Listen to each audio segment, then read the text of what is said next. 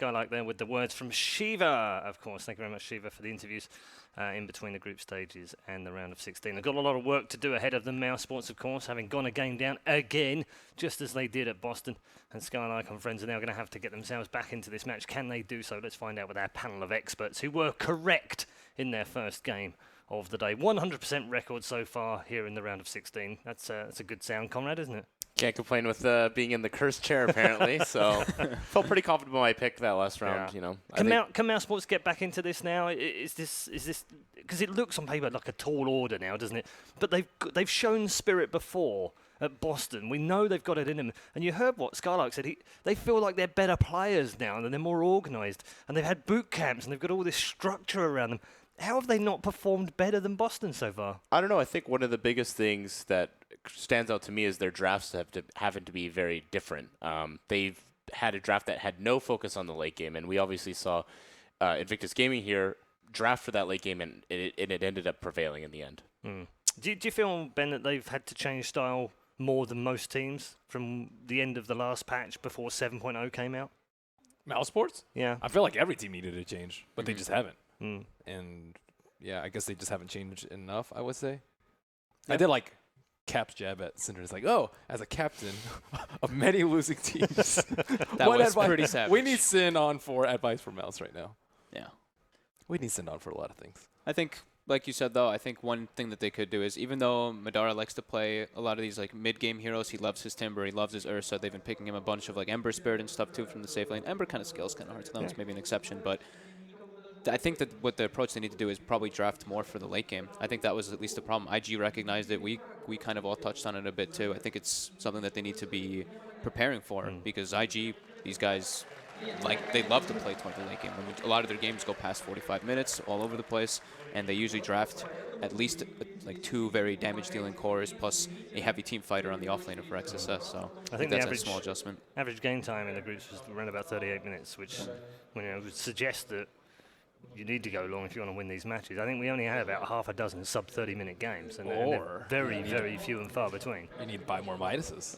or buy more Midases. I mean, it's another thing with how long these games go. I feel like IG goes to these long games, but they never feel like they're losing these long games. You know, they just need that little bit extra to be able to break high ground and make that final push to finish. Well, they draft for it. Remember when we talked about, like, SF's not good for TA, but it's good for team fight, and it's good for late game. Synergizes well with the Empower, synergizes well with the RP. Like, they don't pick to win the lanes because they know that it's really difficult to break the base 25, 30 minutes into the game. And, like, I felt like that game, Mouse couldn't even touch the high ground unless there were no IG members there.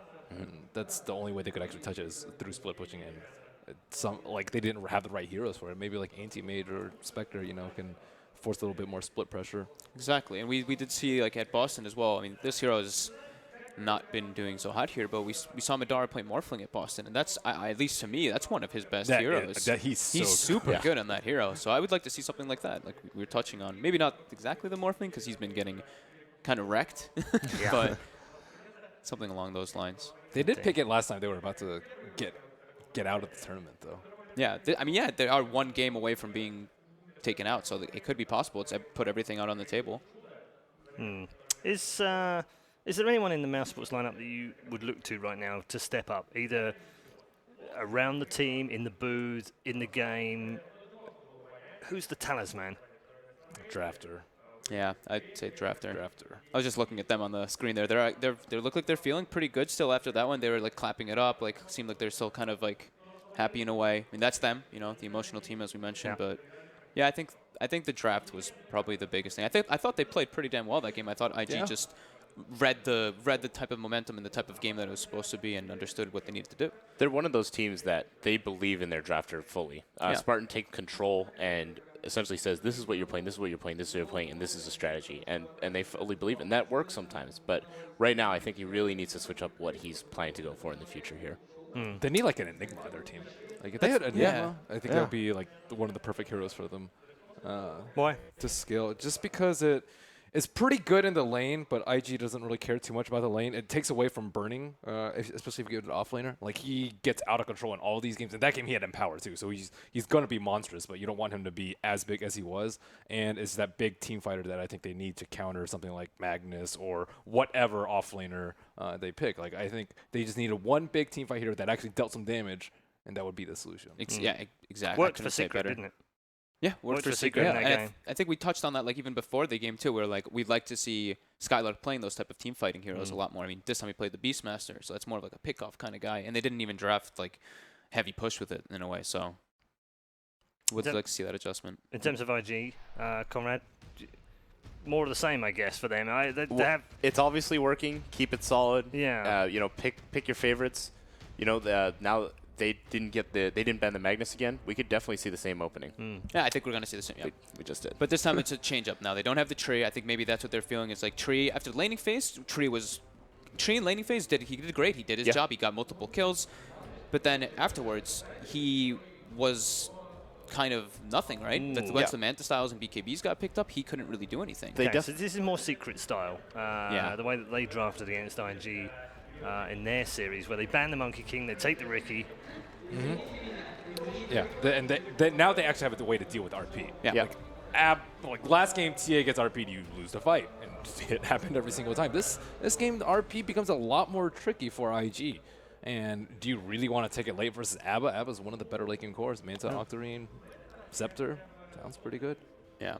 And that hero can definitely put a lot of pressure on that. You know, if they end up drafting weak laners again, you can get in there and actually do a lot of damage to Burning if he's going to be trying to push out the wave and do stuff like that. Yeah, and Riki into Mag and Jug. I mean, a well-placed Cloud can really mess with the Mag. Like we saw Baboka do it at DAC a couple times. The Mags would blink in and it would be like, oh, I just blinked into a Cloud. Oh my God. He even tried to precast Static Storm a lot of times last game. Yeah, that was Spartan was precasting Static Storm a few times. And you don't really want to waste. That's That's like a harder one to justify. He went in though. I like that. Yeah. Spartan had some great plays on Disruptor last game. Yeah. Particularly at the beginning. Unfortunately, later on, not so much. So it's kind of similar bans, or same exact bans from IG. They take out the Slark and the Ursa, the late game Slark versus the Mag for the laning phase.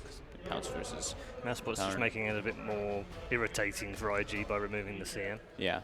I think the CM was a big factor. I mean, Arcane Aura always, for like a Shockwave spam, like you said, for Mag, it's really relevant for high ground defense, everything, for like all type of outspam situations. I do like how IG have not been picking the Phoenix and the Treant. Me too. Like when available. Yeah, it was available this game, but Mag is just, they win a lot more with it. And this is the bread and butter. Exactly. They've gone back to what they know and what they've been doing really well over the last month or so. They're like, we won with these heroes, and we lost with these other ones. Let's pick the ones that we won with. Drafting seems so simple now. Yeah. Okay, so they're going to take they the take Lina the third Lina. this time after he got banned Living in up the to the final name. phase. Yeah. The Templar Assassin again for Thug. I thought he played pretty well during that game, especially during the laning phase and particularly at the end. Lots of good decision making. Yeah, he just got RP'd, and there's not really anything he could do about that. But yeah, they have the Lina versus TA matchup, or TA versus Lina matchup, Not which good is for not, Lina. yeah, not the greatest. It can go kind of both ways though, because the range OP advantage. doesn't seem to worry about matchups though. It has to No. be said. Yep. Not at all. Could He's they had go some for great Pudge games again? on Lina where he's been behind, and where he's been out bossed in a lane. He's still ended up having great games. So. They did pick the Pudge versus the TA last time, but they didn't. But go it was so well also for versus them. ABBA, and they got crushed. It was versus, actually, it was versus Riki, TA, and Ebba, I think, right? I think it was versus all three. This is a secret draft. Yeah. This is a secret draft. This is straight out of the puppy book. Yeah, the difficult thing is kind of where do you put Baboka now? Do you put him on that bounty hunter again? I don't know if he felt like such a presence, such as the last game we didn't feel like Baboka presence as much as I felt with the other games. Yeah, we did touch on that. He did get a couple courier kills and like all that, but It's also not not, so as good. flashy. Not as good versus ABBA. Yeah, and Yeah. Trackle feels great. Yeah, but yeah, not so great versus Abba because he can remove it.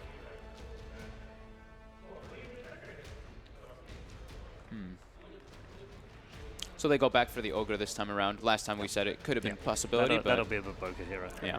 So they get the Empower, Cleave combo, and oh, Like it. like you said, More page secret. out of secret Yeah, book. it's literally a puppy draft. It's actually right a now. puppy draft with no lockdown. But IG have a completely different lineup this time Yeah. than when they were playing versus Secret. Yeah. Yeah. So, is it as good this game? I don't know. Jug still seems like he's really strong here. Yeah. and not too much counterplay for RP, just ABBA. I mean, now you had Bloodlust. The damage that Burning's going to be dealing this game is going to be out of control. And yeah, and IG they already have heavy team fight, mixed damage potential. While you look at Mousesports, they're pretty much like all physical damage right now, except for like ABBA shield. Last pick spin. And what we touched on, IG could, yeah. and what you guys touched on as well is just where's the late game? You know, I just don't see a late game finisher here where maybe if the Abaddon gets out of control or maybe the TA gets out of control, sure, but I just don't see that happening. Empower just gives you all those outs. Yeah, I think ABBA has to be really big to win the team fight. Yeah, absolutely. You want to stick a Warlock in here for Q at the end? That would be pretty good, yeah. That could be confirms pretty the team dominant. fight for sure. It does, doesn't it? That's why I'm wondering whether Mousesports are thinking about that for their final ban. I mean, Versus ABBA? a hero that's not picked too often is Wyvern, but Q loves his Wyvern. It's very good versus TA Lycan, mass physical. They banned the Shaman. Yeah. IG bans the Rasta, yeah. They're like, you guys have no lockdown, and Rasta was a Lycan was secret. the secret draft. Yeah. Yeah, exactly. So You will not get all 5 same heroes. Yeah. We Start see looking, what's start looking going through their on. notes. They're like, wait a second. Hold on. We've seen this before. now this time Mousesports is taking a little bit of their time. Yeah. They were very quick on all of the other picks. Even the Lycan pick was almost instant. Yeah, both teams actually had a lot of reserve time coming into these last couple of picks. I think they really want to make sure that they're secured coming into the last couple of picks here. I would like a save for the TA, though. I don't want the same situation to happen for them last game where TA gets RP'd and you just die. Like, support Venge, maybe, I think would be okay. They're so single target then, though, right? They're like 5 single target heroes. But would you rather But you allow need a your save. I think they need a save, though. Like, if you don't have a save... Maybe Dazzle? Oh, and they do Dazzle go for the would be Warlock ban. a good Spartan hero. Ooh, Talk about single target. Very single target. Yeah. But Okay then. BKB piercing disable. Strong laner to kind of match up versus an ogre, I guess you could say in a way.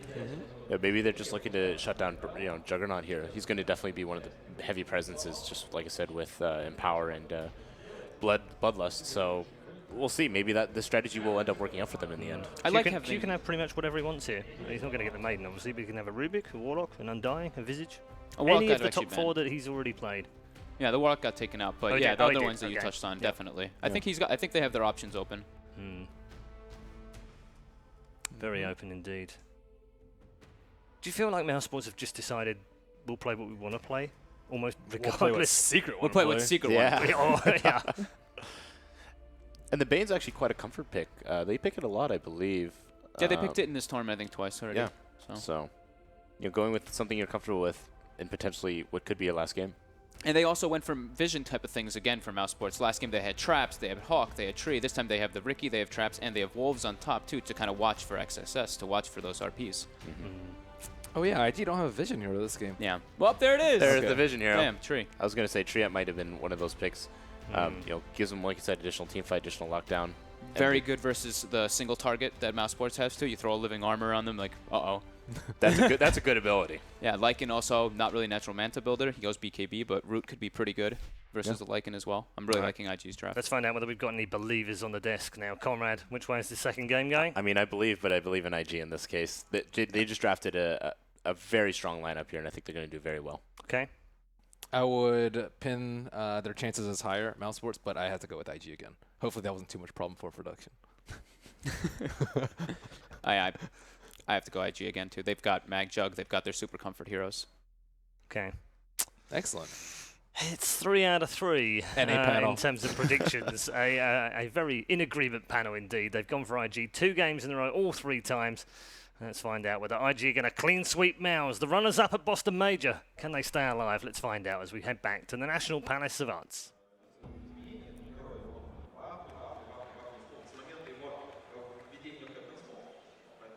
They say you learn the most from losing, Cinderin, and if that's the case, it seems like Mouse are going to go back into game number 2, trying to kind of still make this mid-game push lineup work for them. Cinderin, you have a lot of experience losing, of course. That's why you're the absolute best Dota analyst in the world. So you give me your take. Did they fix the mid-game push problems with this Lycan? They learned a lot from game number 1. They gave the Mag Jugger again. Let's see if they learned anything from that. Okay, so yes, it is a very different approach this time around for Mouse.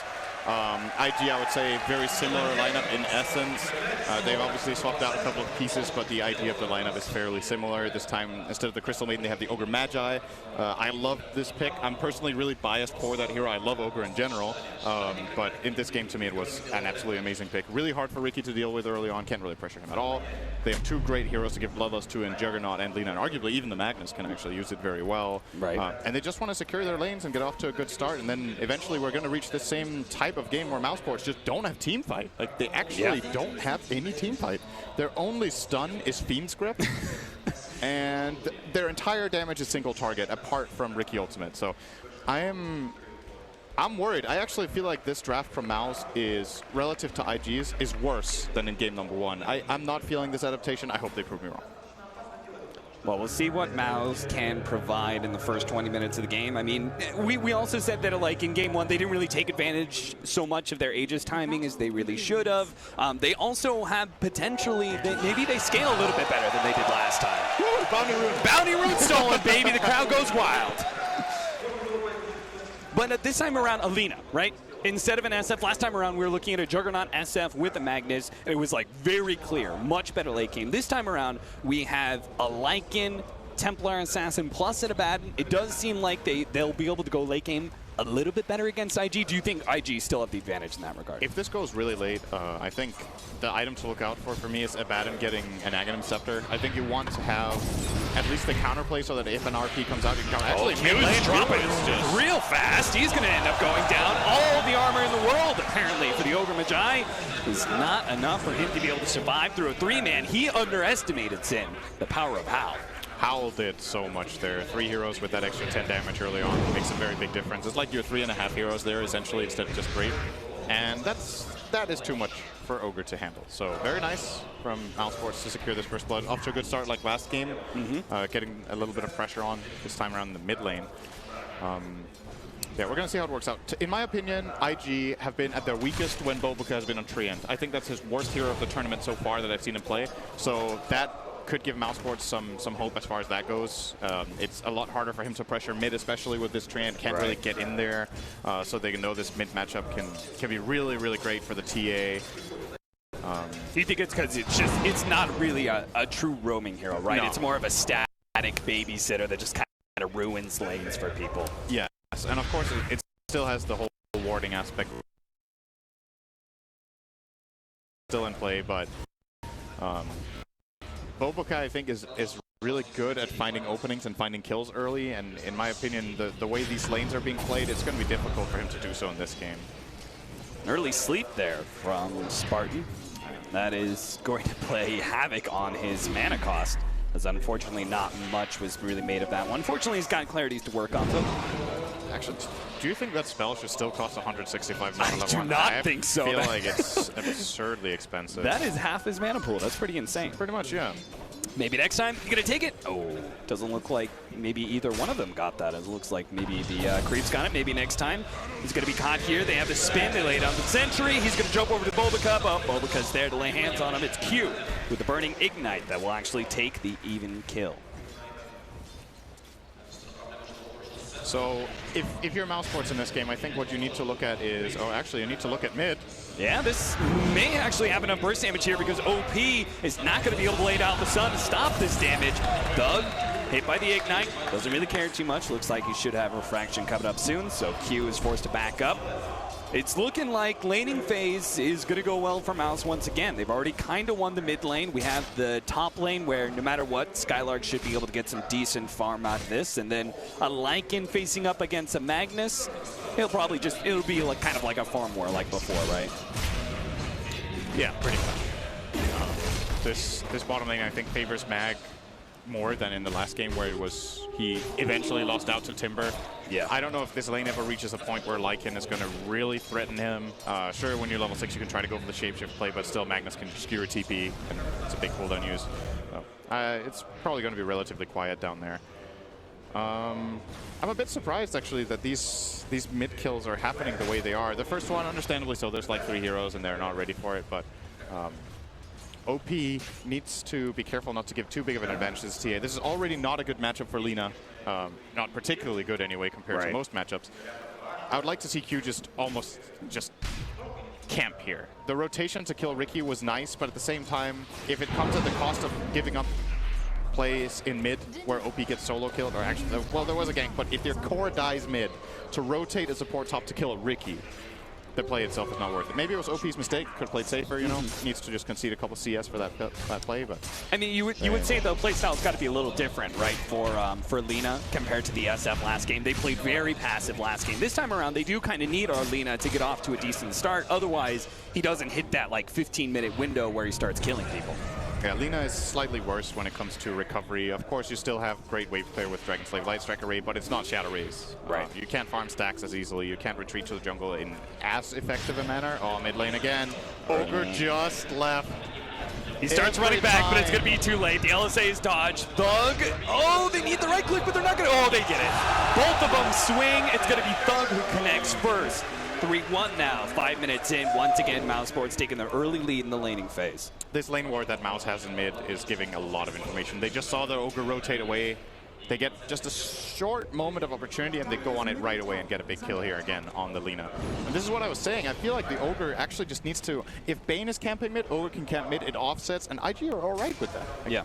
Both Ogre and Bane are heroes who, when you get to the mid game, they have more of a limited impact in teamfights. It's hard often for Bane to get grips off. Of course, he has the potential compared to Ogre, who's, you know, Ogre is Bloodlust and Fire Bloodlust machine, yeah. Pretty much a Bloodlust machine with a little bit of a stun. And that's why if these two offset and they're both stuck in mid, I feel like it favors the Ogre team because Bane needs the levels more and Bane needs the advantage more. Ogre is okay with being low level and not having too much happen as long as his cores are farming. And again, we talked about it from game number 1. Similar strategy in game number 2. Mouse need to win the laning phase because they need to go into that 15 to 25 minutes and be very dominant, take a lot of objectives, pick up the Aegis, and start threatening for high ground. You know, all these things are off of a strong static laning phase for them, and it seems like the kills in mid are currently what's getting them the big advantage. Actually, this safe lane is favoring Madara way more than I thought it would. He is far ahead of the mag. He's almost doubling him up right now, 44 CS to mag's 25. He will come down here and get a big wave, however, so it's going to offset it a little bit, but Madara's doing a great job here, and Mao's arguably off to a better start than in game number 1, even though it's maybe 1 or 2 less kills. It's just the lanes are going better overall. Skylark is having a good time on a bad end. Both of their other 2 cores are farming excellently, building up a big advantage in their lanes respectively. Nice pick up there from maybe next time, grabbing that hard creep away from Bobica. Maybe it's in Madara's nature, you know. Oh, mid with the haster, and they're actually going to try and go on a Q. They sleep up the Lina, actually putting the Nightmare on himself. Q hoping to be able to get Thug off of him, and it does work like a charm. Thug is forced back away. Maybe it's just Madara's nature, right? He's a little bit more comfortable playing the CS war, and not like Timbersaw outright clicks a mag early, but the Lycan certainly does. Yeah. Maybe next time. Nice jump over the trees here. Lays out the smoke preemptively to try and slow down Burning before he finishes him off, but he's not able to get away before the dust can wear out. 3-2 now. I like the idea from Mousesports of having a bad end retreat a little bit to the jungle and just giving Ricky the top lane, because realistically there's not that many plays Ricky can make. He can try mid. Mid was already going great though. Doesn't really need to be bottom. So he just needs to make sure that he gets a game, gets some good levels up. And Abaddon is really fast at jungling, especially with this. He went for a Talon build and now he also has phase. It is an option they have just to full jungle him for a little bit and give Ricky level 6. But it still gives information away. If your Ricky is laning top, you know a lot as IG. Right now he's actually stalking the Lina here in the Dire jungle. And of course if he's laning he also can't ward. So it's a bit of a trade-off. It's about what you think is most important in the moment. Speaking of Abaddon, we see a lot of Itemization in this major so far. Most of them have actually been picked up by the offlaners for various reasons. Do you think this is a Itemization game for Skylark? Do you think he should focus on the Vlad Solar Crest and just try and get as much mid-game output for the team as possible?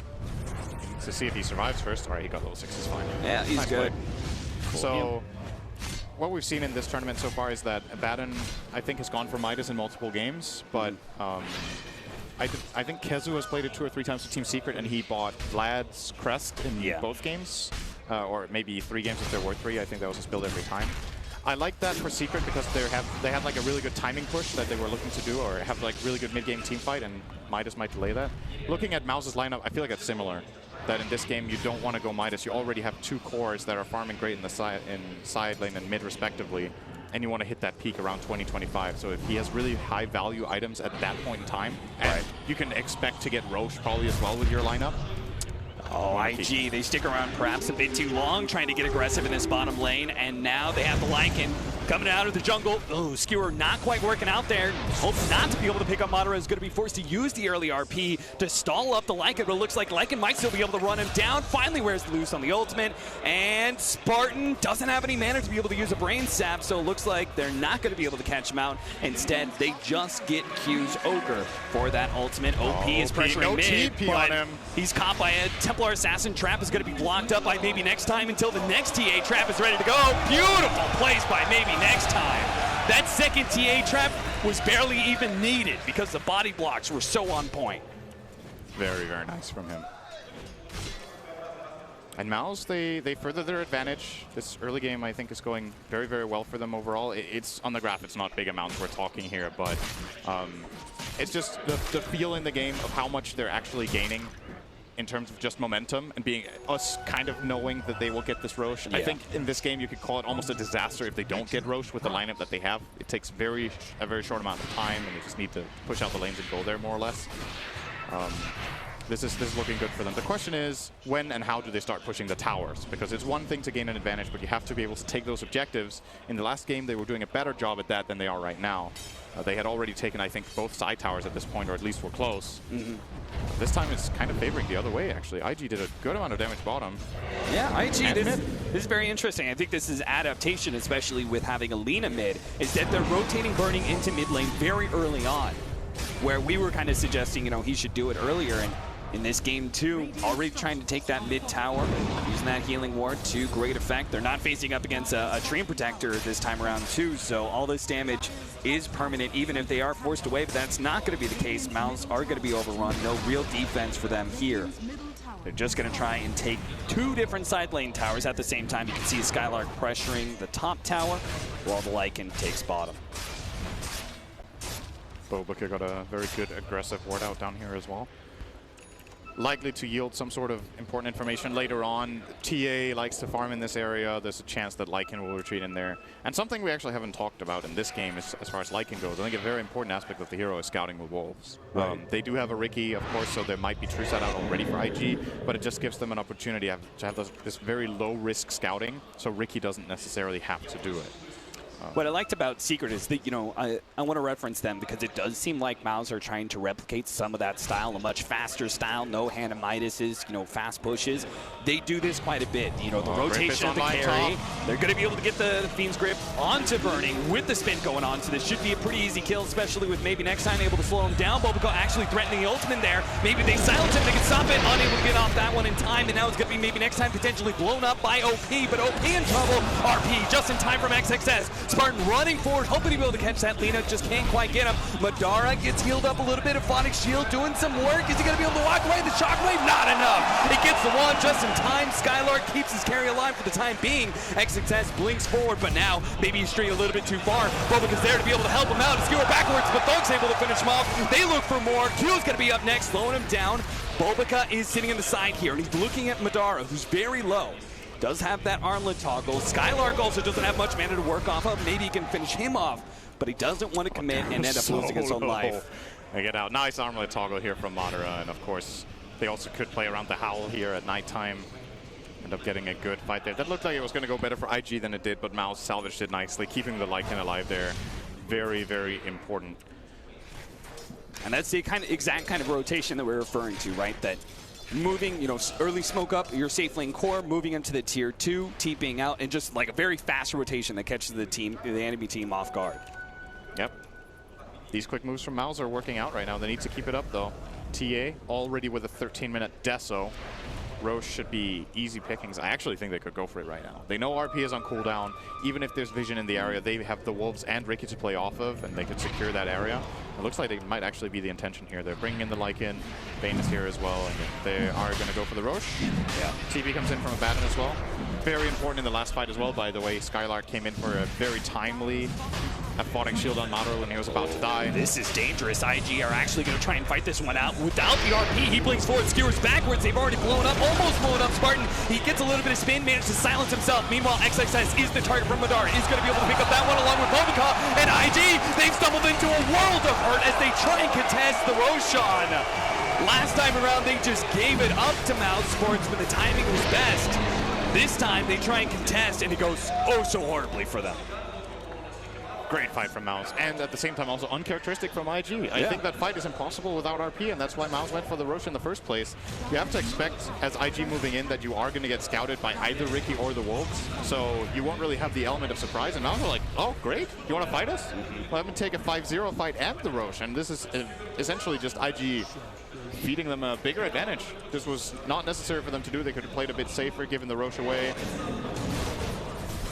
But Mouse are building a really, really big advantage. This is what they were probably hoping for in game number 1. 6,000 gold, minute 14. A lot of experience as well, 7,500 on that one.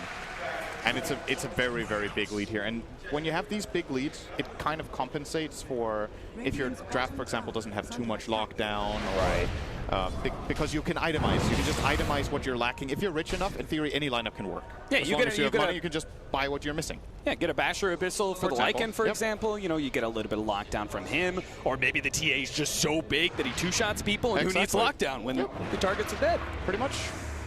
A Mask of Madness picked up for Madara. We've seen this a couple times from these Lycans. After all, once they use that ultimate, it's not like they need to use many spells. So. Yep. And it's not like we're fearing a whole lot of physical damage, right? Because now the Mask of Madness is strictly a minus armor business rather than amplified damage, and there's not too much coming out from IG just yet. It might seem a bit counterintuitive for people to get this item on Lycan since you already have max move speed with Shapeshift, or you have more than max. Oh, maybe next time. Will probably die here. Yeah, the LSA correct prediction. He did indeed. Good job. This is why you're the best analyst in the world. So they're coming from a mile away. All right. So anyway, Madara with the Mask of Madness doesn't give any move speed benefits when you are in your ultimate form, but the thing is, since you have so fast move speed, it's just about being able to hit people, and the attack speed plays a really big role even in your ulti, and when you're out of the ulti, it increases your farming rate. It's that simple. You just farm a lot faster, push towers faster, and with the armlet build up, your hero hits really, really hard. I love this build. I think it's super good. I think you had to rethink Lycan since the Necrobook build just seemed to not have the same impact anymore. Right. And we've seen both MP and now Madara have great success with this build so far. Burning Chubs here. Spin TP out. Not really feeling comfortable with pushing too far past the river. He could overgrowth TP. He doesn't even overgrowth. All right. Well, why would he actually? No need. Mounds are going to go for that tier 2 mid, and there should be nothing that stops them at this point. I mean, they've got Vlad's, almost a Solar Crest, I believe, for Skylark. They've got an Aegis, Blink, Deso. This is one of those moments, kind of similar to the Roshan, where it's like IG should absolutely stay away from Mouse at all costs. Yeah, this time they have the RP, but I would say it's in a way just offset by TA. Something we actually didn't talk about, I don't know if the panel touched upon it, how good Abaddon is against Magnus. Having this borrowed time where if you get RP'd or if one of your cores get RP'd, you can just manually trigger borrowed time and then immediately go into Aphotic Shield and keep your core alive. That means when it comes to fights and pushes, Thug feels confident standing next to the tower. He can get saved by the Abaddon. And even if he gets RP'd and they get the Aphotic Shield out before the skewer, he can straight blink because he had refraction and didn't even take damage from the RP. It's proving to be tricky for IG to play this game. They don't even have an assist on Magnus yet. Very, very unusual for XXS to not have had any impact in that regard 18 minutes in. And they just have to dodge fights. It's not happening. They're going to fight, farm, rather, take bottom tower. Yeah, they're going for those later game hand Midases. This could be a high ground push, by the way. Yeah, absolutely. There's no reason for Mouse to back down at this point in time. At the very least, forced IG back to their base and away from that bottom lane push. That's what's happening. You can already see Burning and Q stall up. Q's going to start TPing back. Burning may have to follow suit here. He's hoping Mouse will back away, and he's going to continue to try and farm here. But you can see Thug is not backing down. He's got the Aphotic Shield. He's getting some damage on the tier 3. Oh, Laguna Blade kind of scares him away. Now he's backing down. Yeah. Wonder why. Yeah, well, he's still got the Aegis. Might as well give him the Aegis. Don't need it. All right, so TPs are going to be forced back. Burning took a gamble in some ways. He didn't TP out. He maintained a position where he could continue to farm. And once they leave top, he's actually going to be able to take all that farm at the top half of that. And this can still get tricky for Mousesports. I feel like by no means are they in the clear and just kind of have won this game. They have a good lead. The graphs, however, are not, they don't keep going in their favor. It's kind of plateaued for now at this 8K mark. And the problem is all this pushing doesn't yield anything unless they take the tower. This time they are against the Treant. And it's just so strong to have this ability in the game where you know that as long as you hold, that's also, Lina can throw out this Laguna. If you just scare Mouse off, they wasted their time. And you're out farming them because Burning wasn't even there. So which is why we look at that second Aegis timing, right? Like the second Aegis, it should be where Mouse are exceptionally strong, and they have, like, while they may not be able to chip away at the tier 3 because they are against a Treant Protector, they have much better insurance when they do go high ground, right? Because of the Abaddon, right? They're less scared of the Magnus. They can make like a two-man push forward into that, and if you get an RP, who cares? Borrow time on one, Aphotic Shield on the other, and its whole entire thing is kind of reset. The main thing is that the Aphotic Shield has to come out so TA can blink. If TA doesn't blink out and gets gets skewered, it can actually get pretty tricky. And Abaddon, if it comes down to it, thinking about it twice, I don't actually know if it's possible. If Mag RPs into instant skewer, I think it's faster than Abaddon casting ult and casting Aphotic Shield. So more than likely, you need to skewer the TA far enough away that he's out of range of the Aphotic Shield cast afterwards. If you manage to do that, that's what's so hard about playing high ground against Magnus. If he gets any jump and skewers you into base, you're so far out of position that you can just die twice. Even if you're 10k net worth ahead, your carry is just in an awful position in the enemy base. Now, however, we're going to have a BKB come out for the TA as well, and that gives him a lot of safety. It's an extremely high-value item right now because when it comes to right-clicks, only really Burning and OP will be able to put those out through it. Right. But the damage is not significant enough from this Lina at all yet, so he should feel pretty safe in that with Refraction on. Mouse controlling for now. We have Roshan coming up in 2 minutes. They're positioning themselves to see if they can actually catch Burning here. Burning is going to TP towards the tail end of his spin out and almost gets caught in the process. If Spartan had 4-step ready, Burning was dead, and I think he had no idea about this. I'm curious about this 4-step pickup. This is very unusual to see on Bane. Can, of course, be helpful against, once again, the Magnus if you have a good clutch 4-staff play, or you can force people in Overgrowth and try to get some distance. Right. But it's an uncharacteristic item pickup here from Spartan. Well, they're going to try high ground again. I don't know about this one, to be honest. Yeah, you lose this fight, you might end up losing Roshan, right? Yeah, I feel like this is not the time to go, and they don't want to. They just pushed in the wave, they forced IG back, and now they're going to chill and farm the jungle. So I like this, actually.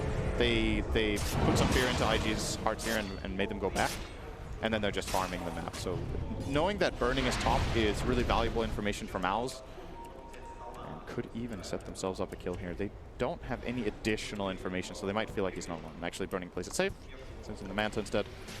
Yeah, there's a decent amount for Burning to be scared of. They have one support that is able to provide a disable through the spin, and then you've got another support in the Riki who can actually silence you before you even spin. So he's always got to be pretty paranoid when he pushes down solo. This is a big moment here if IG catch them. They have a great ward placement that they were smoking down to, but didn't dare to go in. Could they have caught Thug there? That would have been a huge kill with Roshan being alive, and Thug would have probably had, he would have had buyback, but still a really big pick-off. I like how they kind of set up like two-man teams there. They've got two sitting on the Lycan. They've got Skylark, who's really all that's needed to be able to protect a core, sitting on Thug, and as a result, IG don't really have too many openings. I feel like this is a free Rosh. I don't think IG can go for this. They learned their lesson last time without a B. This Jesus. Good lord. Roshan doesn't stand a chance, and I have to wonder how much of a chance a tier 3 tower is going to be able to stand against Mousesports' push. As crazy as it might sound, it's still hard, I think. Because of the armor change? It's not just Mag. You also have to be worried about getting Overgrowth. Overgrowth can also set up the skewer, and if you have Aphotic Shield one off, the other one's available. Nice aggressive force stab. That's a cool play. Managed to get the Nightmare following that up. OP being set up on. They're going to try and finish him off with a Fiend's Grip. Easy kill for Thug. He pops a BKB nice and early, ensuring a 1-2 punch. They managed to get a third kill on Mobica, and Entangle's not going to be enough. Now Moderate's going to be free from the roots, and immediately starts focusing on that tier 3. Now the backdoor protection is up for the time being. And they also pop the glyph. The creeps are closing in very rapidly, though. Madara, he's going to run out of his ultimate here pretty soon, but it may be enough for them to be able to take this tier 3. Beautiful.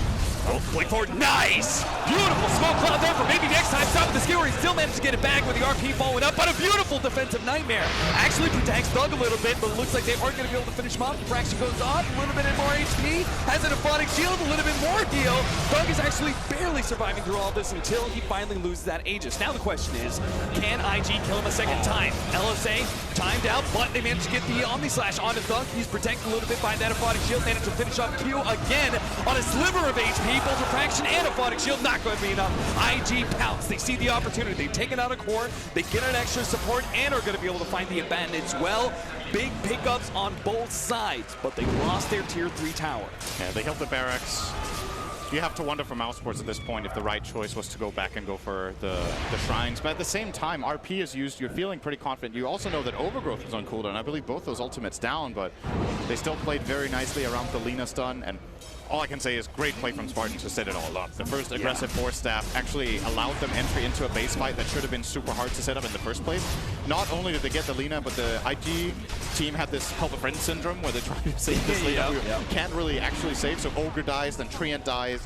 And in spite of all of that going against IG, they still defended. Really impressive, in my opinion, that they don't lose barracks there. And now that Roshan is dead for a long time, IG might get the time to come back into this game. One of the big Still things was a big claim for Mouse. that's going to be really difficult for IG that we haven't touched on just yet is OP. Playing the Lina, right? A little bit more of an early game hero, but he hit level 15 and he took that minus 30-second respawn timer. With the Bloodstone, we're going to be talking about 2 lives of Lina in every single one of these fights. So even when you think you have the Aegis, you have the numbers advantage, right? 6 versus 5, no problem. OP actually kind of counteracts that, especially being right there at the tier 3. Is that normal? I feel like in some ways you do need some additional push out. Say no. I'm not saying it's normal, but I kind of feel like it's needed. I don't know. Yeah, I'm wondering what the logic is here. I think since Maelstrom is a separate damage source, he gets 2 ticks off refraction when he attacks, so that's nice. Faster side lane pushes absolutely, as well. The wave clear is great. I'm not saying it's a bad choice. It's just very unusual, I think, at this point for Linas to get this item. Often you would see them get something like either the Ewells or the Shadow Blade are the normal go-tos. Yep. But this is different. And what they might be thinking here, IG, is that they just need more damage. They need to be able to get through, first of all, break the refraction, but they also need to be able to kill the heroes. They have the control with Mag and the Treant.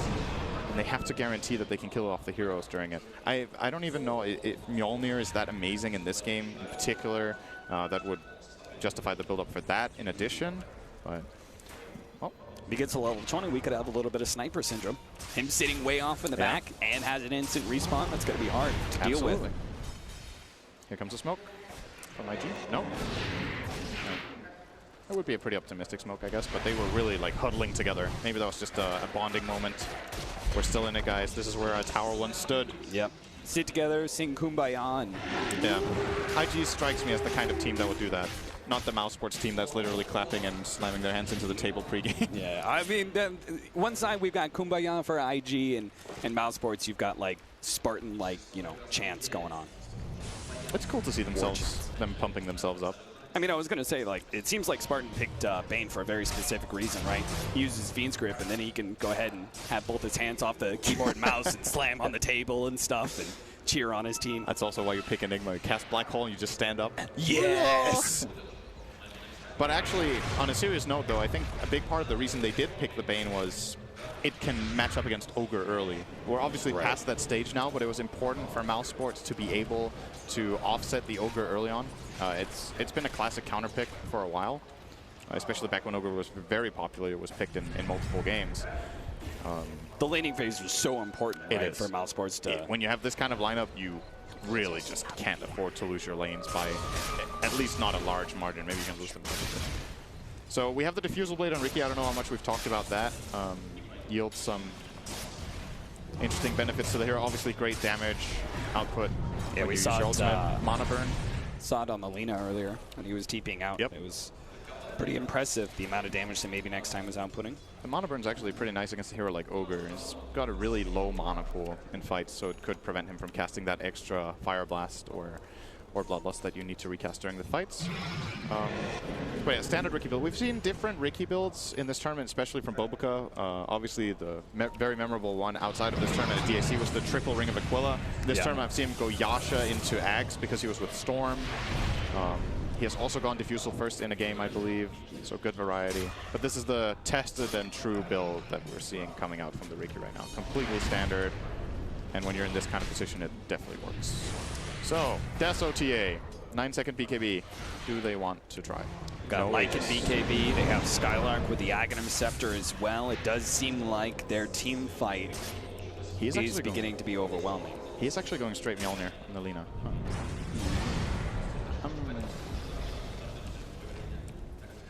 He has Empower, so attack speed is great, and he also has Fiery Souling. Sure. When you have Fiery Soul and Empower, you hit pretty damn hard and fast, so it's nice. Cool to see a different build. I'm still waiting for that moment where I'm like, oh, of course, this is why he went Mjolnir, because I still am not completely seeing it. Maybe I'm missing something very obvious here. It's like it doesn't specifically counter the wolves that well. Yeah, they have strong magic very resistance, high magic resistance. Obviously, he can put the static charge on the Juggernaut, moving in. Who, by the way, now has a Scotty. Look at the graphs. Getting pretty big. I think this is the type of game where it's really good to look at the graphs because it tells a lot of a story when not so much is happening in terms of kills that it's flatlining like this. For about 5 or 6 minutes, Mouse have not gained an advantage, and this is largely attributed to Magnus's Empower and, of course, Lina having this massive wave clear build. And Mouse didn't seem to be able to break high ground here, so they're going to have to wait for the next Roche. And when you have a 5k lead, the longer the game goes, the less significant a 5k lead is. It just gets relatively smaller and smaller, and this Juggernaut is getting really, really big. So yeah, it's keeping pace with the Templar Assassin pretty well, considering that he really doesn't have a whole lot of map control to work off of. But as you see these items build up, he's now sitting at 2,500 HP. He's feeling a lot more comfortable, pushing farther and farther. He even touched the river. It's been minutes, tens of minutes since he's done that. It's been years since I've seen the water.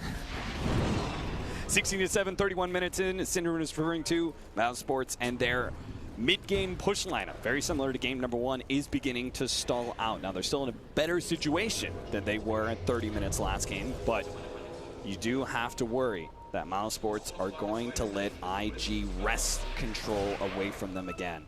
Waiting on Roshan number 3, that'll be Aegis and Cheese. It's up now. So that'll be a better reward for them when they go high ground again. This is the peak of their lineup, I think. This Aegis and Cheese with Abaddon Axe. You can't really stack more advantages unless you... It's a different story if they were just hardcore map controlling and kept gaining on the graph. Like, if you keep out farming your opponent, you can just build it up, get a 20k lead, and then go with like the 4th or the 5th Aegis. Right. But since that's not happening, I think this is the moment. You have Aegis and Cheese, you have Abaddon Axe. When the RP comes through, ideally Skylark wants to just save his ultimate now. He wants to save it all the way until RP comes out, or Omni Slash gets used. Either of those two, he wants to ult so that he absorbs all of this damage from his carries in the fight. And they even have the Aegis buffer now. So how does IG defend? Do they threaten Skylark in order to try and force out an early ultimate, before they use the big abilities, or do they strictly go for like the skewer play? I think the skewer play is the best here. Any blink skewer on a good hero will give them a good start, but it's not that easy. TA with Refraction and Aphotic Shield is not the easiest target. There we go. He's on XXS, and he found an opening. He managed to jump dog, but the Aphotic Shield blinked back, just as you were referring to, Sin. Skylark drops a little bit low, and a Laguna Blade onto Thug almost loses his Aegis there, and Mouse are going to stall out. There's so much lightning! Oh my goodness. Everywhere! There's lightning everywhere!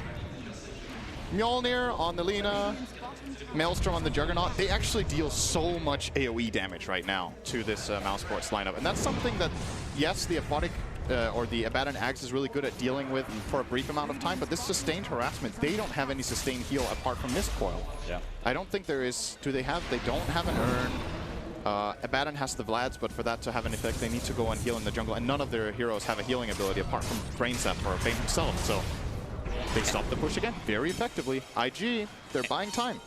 They've got the late game too. right? They've got strong late game potential. They also have, with these builds, really great ways to be able to deal with super creeps, and they haven't even had them yet. They're going to be able to catch MNT. Going to Blade finish them off. Was that just a backhand Laguna?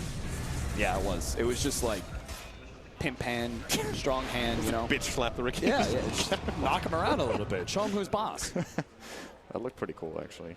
Is that a normal animation? I feel like Lina always like stretches her hand out and casts it outward. It was like he backhanded it. I don't know, maybe I'm just seeing There's things. style points for IP. Oh. Yeah. I don't know. He's so good at the hero, he's inserting his own custom animation. I don't actually think he cares. He just wanted to kill him. So why are we even talking about this, Cap? Can you stop bringing up irrelevant stuff? Sorry, that's my fault. So go ahead and bring all that expert analysis into play. It was backhand, though.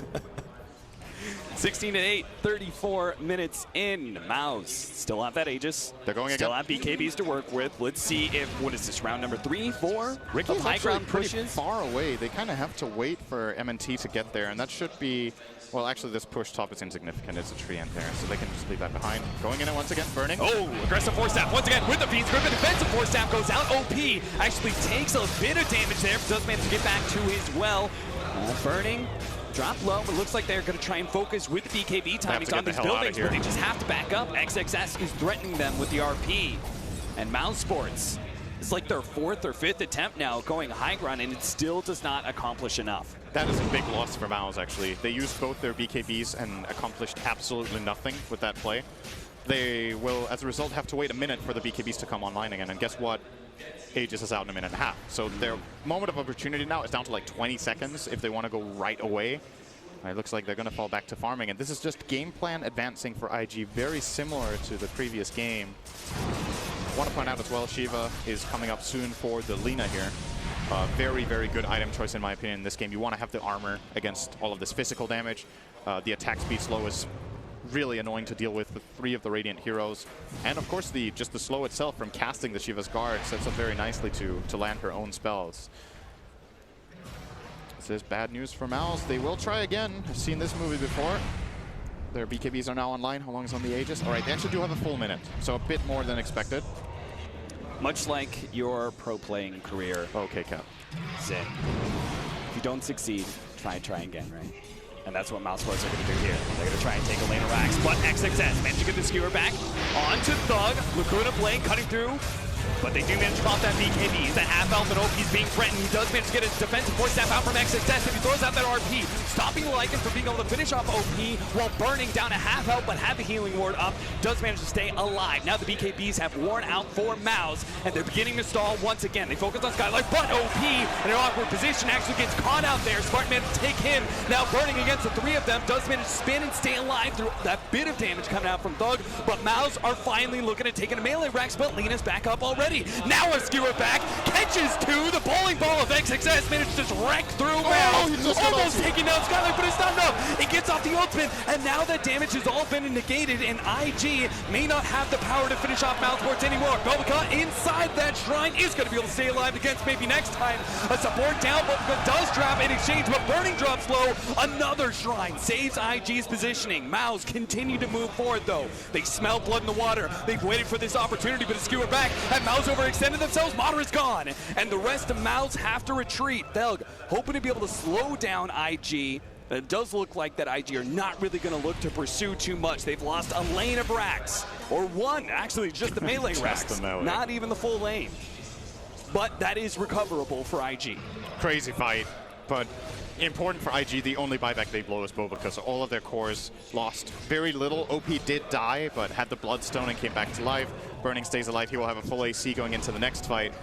And as far as Mouse goes, they kept their cheese. I got really excited there because Skylark had literally half a second cooldown on the borrowed time when he was about to die, and then it came online. He had the cheese the whole time. He's like absolutely ice cold under pressure in that fight, waits for the ulti to come online, and as a result, the cheese is now saved, so they will have that extra advantage going into the next fight, which will more than likely be with the 4th Roshan of the game, because now they can't go high ground once again.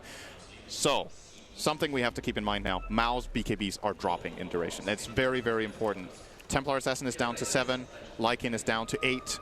just a couple of more fights, these low-duration BKBs will become a problem. Not because RP and Overgrowth aren't already good against them, but when they run out, this Lina is twice as strong. When they're out of BKB, all of her spells can land, Shiva's can land, Mjolnir can bounce. There's going to be too much damage. I think Mousesports will lose any fight when their BKBs are down, unless they've built a significant enough advantage up during the fight by forcing out key cooldowns. And we have some really big peaks being landed here pretty soon for Mouseports. The Templar Assassin, 9 refraction charges. Like, that's a really big one for her, right? That really extends some of her late game potential.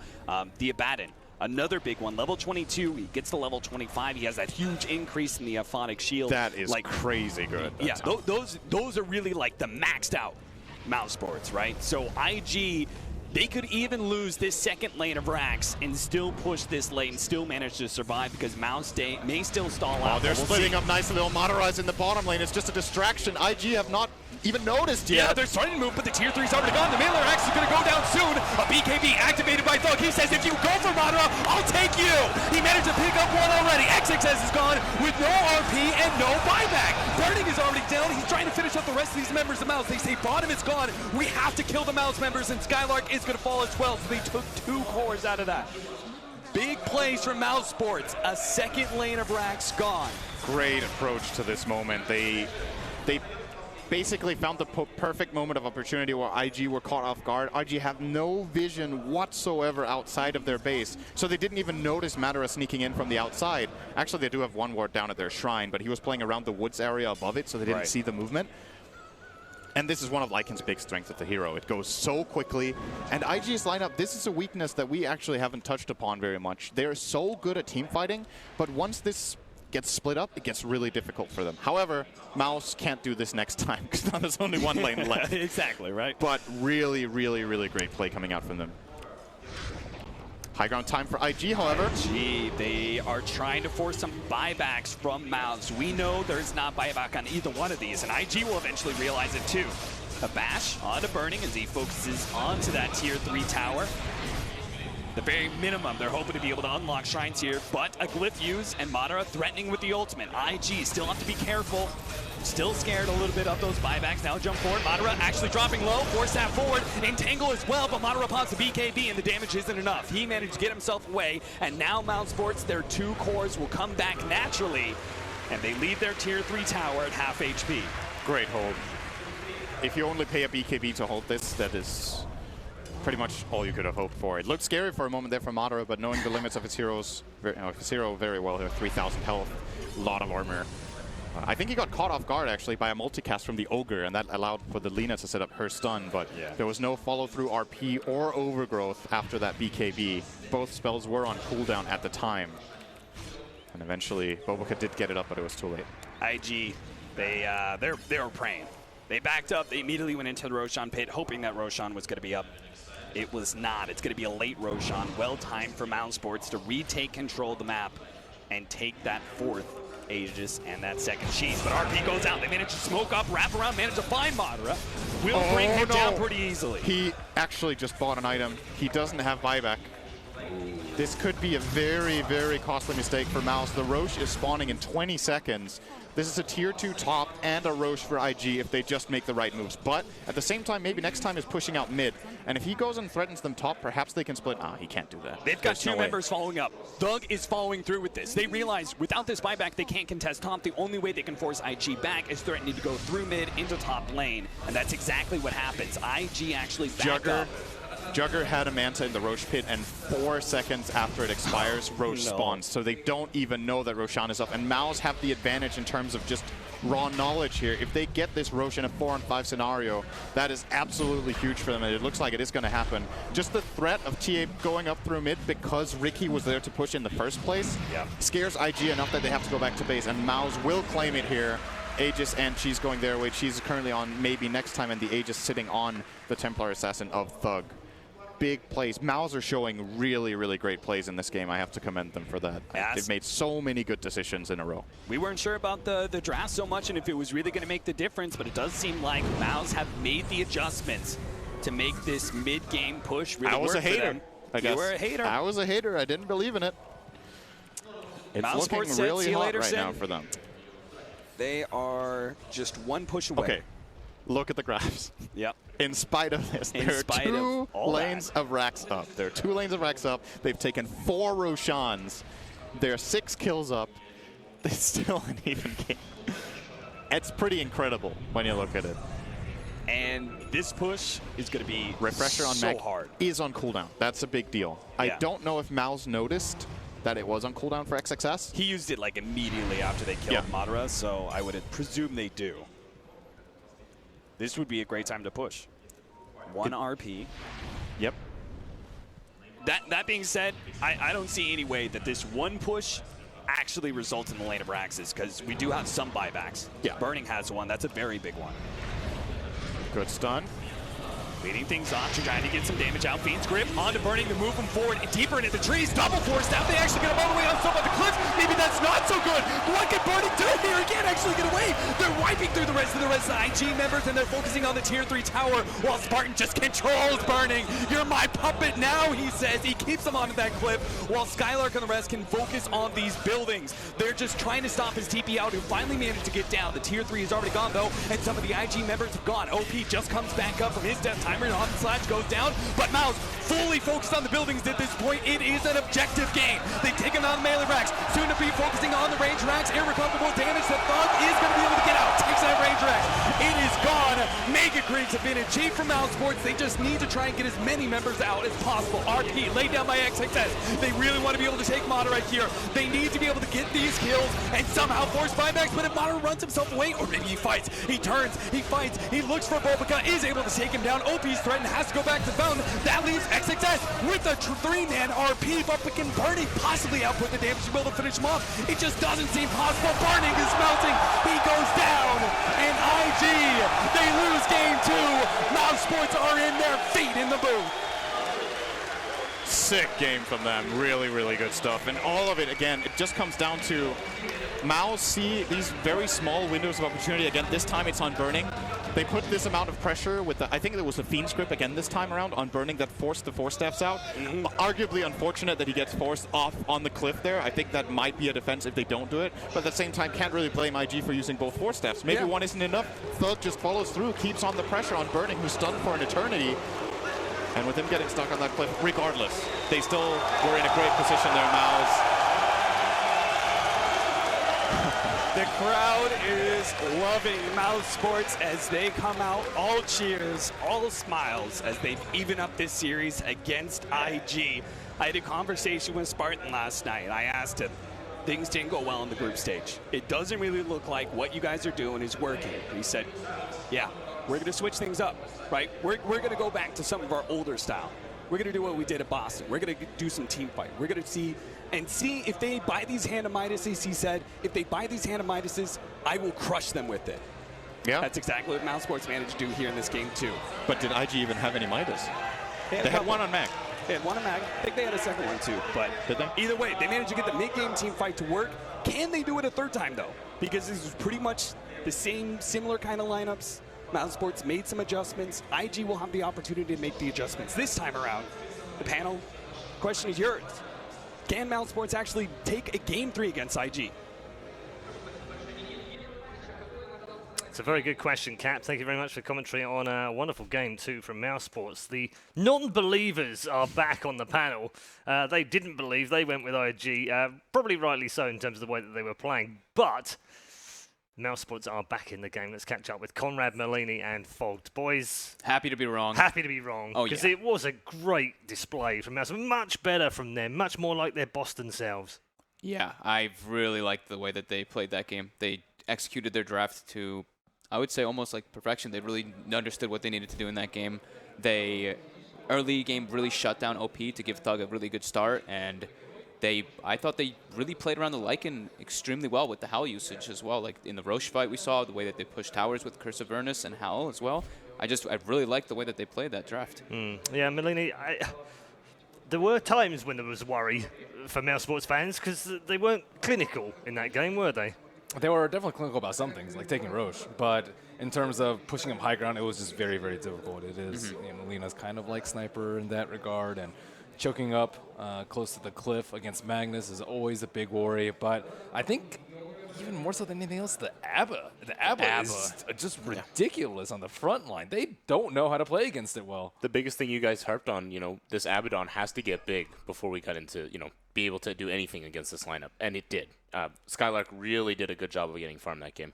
He was super farmed. He had Vlad, Solar Crest, and Agnim's pre-30 minutes, I think it was. Like, that was absurd. Yeah, he played really well that game. They all just, every single one of them kind of did their job really well on Mouse. Why did it go wrong for IG?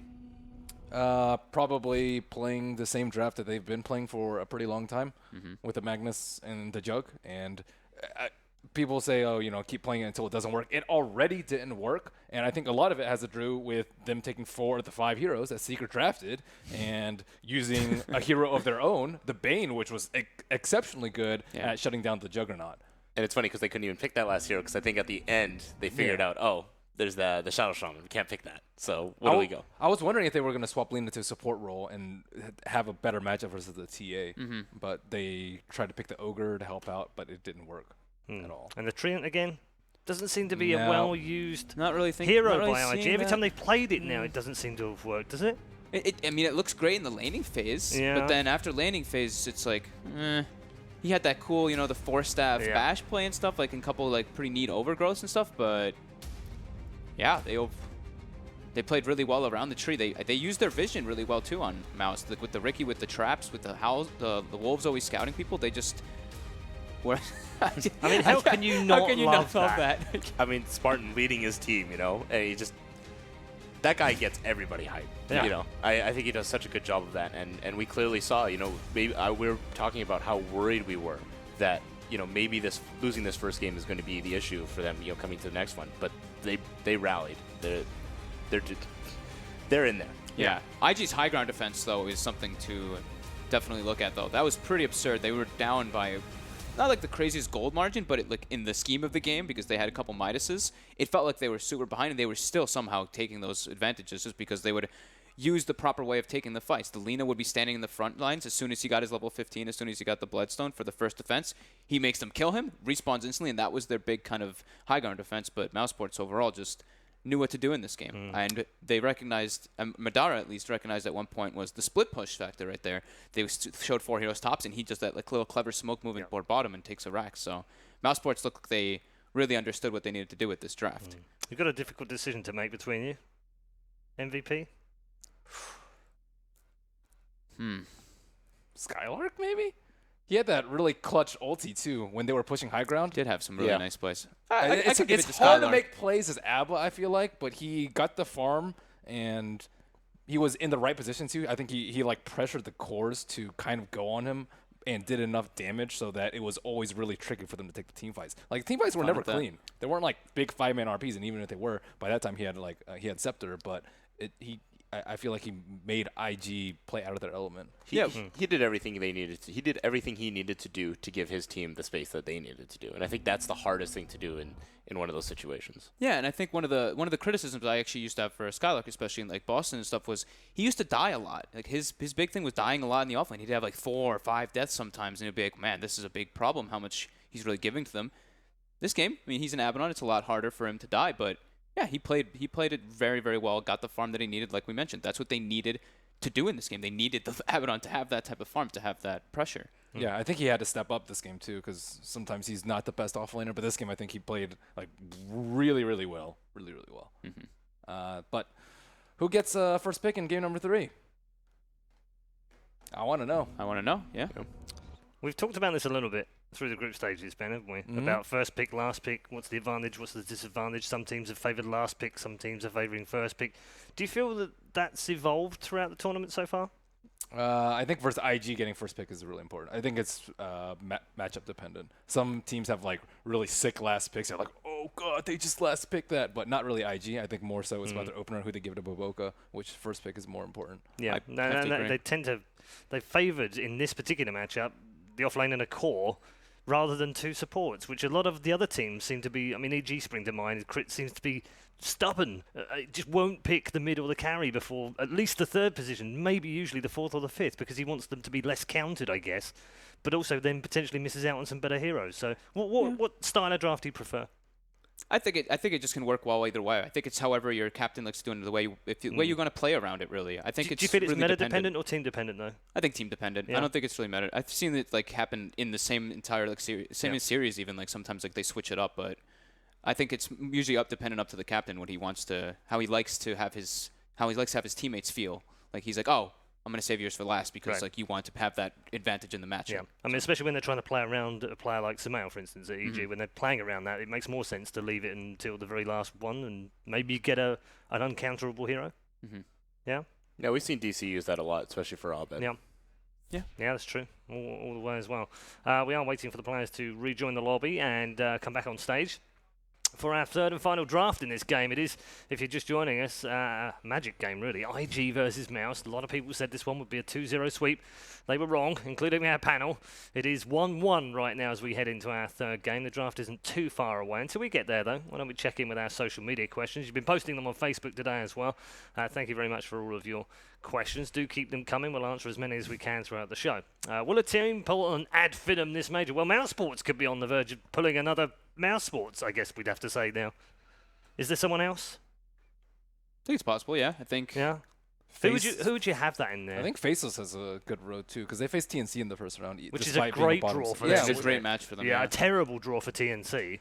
Yeah, in the sense that they finished in the top 5, and they've probably got the worst team they could have faced. I don't know. I feel like the rest of their route, though, that's pretty difficult for them. You got OG, Random, and then potentially Thunderbirds, Evil Geniuses, and then Secret and SG. It's like there's always going to be one of those teams that I think that's going to be a roadblocker for Team So you're pretty much saying no one on the bottom half of the bracket. No one on the bottom half of the bracket. If I had to do a dark horse, I think it would definitely be Digital Chaos, but they would have to face VP early on in the bracket. And if they are able to take them out, I could definitely see them going far. Okay. On that basis, then, would IG Vitality fall into that group? I mean, they had a terrible group stage again. They're terrible groups at DAC, terrible groups in Boston. This is not to be a group stage team, but when it gets to the business end of the tournament, they come alive. I mean, look at just Mousesports taking game off IG. Yeah. Can't sleep on anybody in this bracket. Yeah. Yeah, I mean, that's what we were saying yesterday behind the scenes. We were sort of talking about, yeah, it looks like Virtus Pro have got a good bracket. It looks like Secret have got an easy first round. Looks like IG should get through the first. But anyone can beat anyone at this level now on their given day. Single limb, baby. Yeah. Still liking it? Of course, as a viewer, it's great. It's the best. Yeah, it's brilliant for us. It must be torture for these poor men coming back out to their booths. Not for right now. Mousesports, though. I think a little bit of momentum now as well. Do you feel like that's going to play into account? You know, they've got back up, they're hyped, they've remembered that they can actually beat these world-class teams? Definitely. Like I said, their play style is they got to play it last game, and if they get to do that again this game with a good draft, I could definitely see them take the series. Interesting. You don't feel like that was a one-off? You don't feel like IG made a bit of a slip up there? There's that side as well, but yeah. They were clearly taken out of their comfort zone. They got that Magnus Juggernaut. They feel very comfortable about that pick. And we were talking about it earlier. You know, once you get that early draft, maybe now they want to focus on Baboka. Obviously, Mousesports has been heavily focusing on Baboka in this matchup. Certainly in the early part of the draft, anyway, just to make sure they take out at least the Ricky and the Monkey King. Yep.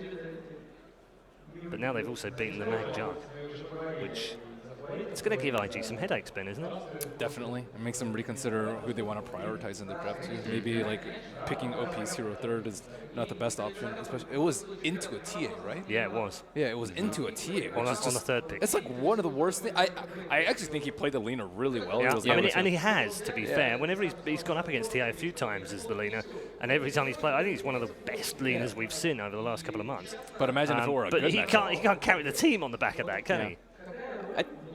I think maybe he can't, but I think they need other heroes. They need like Burning to have like an excellent game as well. They need everybody to kind of step it up a little bit too. How did you feel about Burning's second game? Because he kind of got isolated in more ways than one in that game, didn't he? It's a bit hard versus Abaddon in a way, and versus Lycan. I think that's kind of what took him off guard. Maybe they're not used to playing versus these type of sustain heroes, because like they went just touching on that Roche fight specifically. They went like into that fight looking like they could do everything, and then it's like the Howl comes through during night. I mean, they had no damage. Yeah, they had no damage. And Mousesports had ridiculous amounts of damage in there as well. So I think they probably just got caught off guard from those heroes. There was also a point towards the end of the game as well, Conrad, where they were inside the base on the high ground, and Burning went in and just did no damage whatsoever, and just got smacked down within about a second and a half. Yeah, I mean, that Abaddon ultimate, along with Aghanims, just removed any concept of having any high empower damage or any Omni slash damage, really, really taking effect during that fight. Don't forget Enfeeble, too. When they were trying to push Enfeeble the as well. ground, and I thought that they were going to force a buyback out of TA, didn't happen. They didn't even get the T3 tower, let alone a buyback. Their itemization, like we touched on it a little bit, but they really did itemize super well in this game as well. Like the Ogre and Tree, they don't really contribute a lot of damage into the lineup. So they have Empowered Jug with Lina and Mag, but then when you have the other team having Enfeeble, Solar Crest, AC, or Assault Vlad's, they just have so many different armor items and just auras in general that it became too much for IG to handle. Yeah. Part of that was the early start, wasn't it? Yeah. Having such a great start again. And do you think we'll see that again, third game in a row, where they come out and they get in IG's face? I think they should. Yeah. I think that's like Seems what to be works putting so them well. off a little bit. Didn't work so much in the first game, but they didn't really have a late game comp either. So second game was the perfect way to do it, wasn't it? Yeah, put that aggressive, get Thug a good start, get an early Roshan, have themselves with a nice, good advantage going into the mid game. I think that's definitely the best way for Mousesports to play this one. Okay. Ben, we're going to put you in charge of IG's coaching staff right now. You send them out. What do you send them out to now? Draft.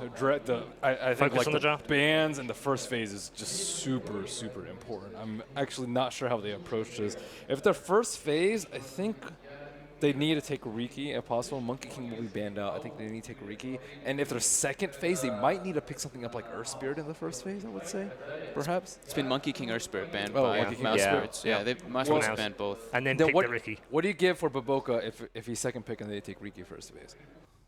Well, Tree was kind of their obvious pick, but I don't Yeah. think we saw very much success there. They don't win that often with it, though. Maybe, you mentioned the Slaughter last time. Maybe something like Yeah, that. Slaughter. Some sort of roamer that just really gets in there. He's played the Rubik really well in the past as well. I mean, I know it's dependent on what there is to steal, but still, it's a valid pick. Isn't And it it feels off style for him particularly. Like Yeah. we're so used to seeing him on the roamers. Yeah, I'd like to see them also, like, for IG, is having, like, two real supports. Like, okay, maybe Babokon is one of his, like, niche heroes like that, but having Q on an Ogre as well, it felt a little bit weird having a Tree and an Ogre in a lineup like that, at least for me. Yeah, they definitely got taken away from their comfort picks, losing both the Warlock and the Crystal Maiden there in the last phase. Last two phases, sorry. I'm seeing a huge amount from Q, but he's known for the Visage as well. Yeah, he's known for the Visage, he's known for the Wyvern, Yeah, Wyvern as well, and the Undying. Yep. I mean, they've got a few choices there. It's not like they're limited, Ben, is it, in terms of support? Definitely not. But they picked their first two cores early. Yeah. First two cores were their first pick. Which does narrow it a little bit, doesn't it? Yeah. I also think they need to deal with this ABBA. And again, because they've been taken from Team Secret, Enigma could also be a thing. And they need to make sure that they have a solution for either of those two. Because I'm almost positive one of those two is going to come out in game number 3. Yeah, I was going to ask you about that. Do you feel like if they go ahead and ban the Abaddon now, I think that they should actually take Enigma. I think they should definitely take Enigma. Yeah. Definitely. First phase or First phase, 100%. just to get it in there and give IG an issue. Ricky Yeah. Enigma. Ricky Enigma, that would probably be what it was as well. That'd be Because fine. I don't think they'll let any of those three core supports through for Baboka, will they? It doesn't seem that It way. doesn't seem like it. No. But if they get first pick, They will Then- pick up one of those three. Yeah. yeah, they'll Yeah. pick up one of those three. Ban which is two, good. pick one. The nice thing they get to do, is you get to choose which one you want to face against. So maybe they feel comfortable against maybe the Ricky or something like that. So who gets the choice for this one? Do we know? It's usually coin flip I don't for game know, three. but It's coin flip for game three, usually right? Coin flip. So yeah. I think first pick is incredibly important, yeah, because Yeah. then they're probably gonna get their Ricky. If IG has first pick, they're gonna get the Ricky, Yes. right? They're gonna you first would pick it. assume so, Yeah. Yeah, I think so. because the most that Mouse could do is ban Spirit Monkey. I'm just like kind of like laughing at them. It's like, yeah, the first pick Ricky. Like, are we really talking about I that? know. We are. We are. We're also talking about the questions that you guys have been posting, both on Facebook and Reddit over the last few days, and there is a new Facebook thread up right now as well. Thank you, Wick. We'll take another question from that Facebook right now. What are some of the most Chinese Dota things ever? Oh, I have one. Yelling, Nisa! Nice la! Yeah, we heard that an Yeah. awful lot. Do you know, I'm remembering back to Frankfurt Major now, where they had the group stages, they were all in little pods, weren't they? In they were shut off, but they were very aerated, shall we say. And you could just hear everything that was in each other's booth, and you had 4 matches going on at the same time. And when the Chinese were playing, there were like 3 Chinese teams playing, that's all you could hear in the whole hall. Was that nice la! All the time, all over the place. It was fantastic, brilliant. 4 TPs in to save 1 core. Yep, the four man That's very TPs. Chinese That's thing. definitely one. Chinese Yeah, Dota 4 thing. protect 1 for a long time, and then Yeah. now I think they've adapted better than anybody else. So for me, I don't know. Chinese Dota was always talking about like those legendary players, the Burnings. That's what I was about to say. Were they the ones who started the God saying, like be God I think and so. stuff? I think they were, right? Because they have the big gods as the names that they like nicknames Right. and stuff. So. Don't remind me, we lost to that team at TIC when I was managing. So the Gods thing comes in there as well, yeah. What about Agent 3154?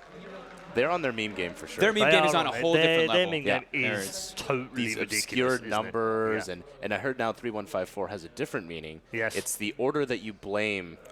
Apparently that's yeah, for the- a newbie, though. Only Yeah, for only newbie. for newbie. Yeah. Okay. It's the order you blame the different roles. Yeah. Yeah, that was Look a at 3 this. game. Yeah. There was a 1 game. There was a 5 game. Mousesports getting hyped up, There. breaking the Okay. table a little bit Yeah, as hopefully usual. Did That's they- providing PGL with plenty of GIF work.